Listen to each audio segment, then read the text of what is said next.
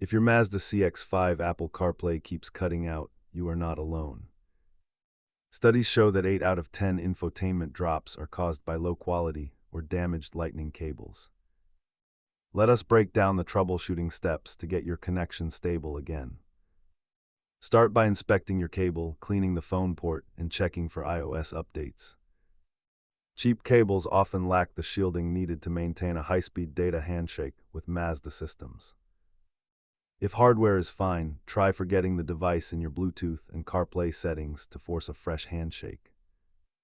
It is important to differentiate between a bad cable and a failing USB hub inside your center console.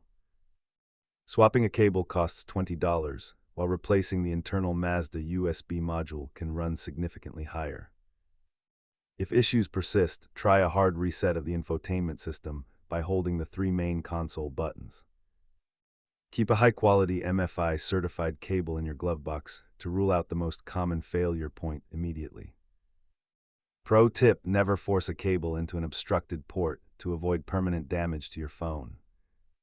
Still having trouble? Check your firmware version at the dealer and drive safe.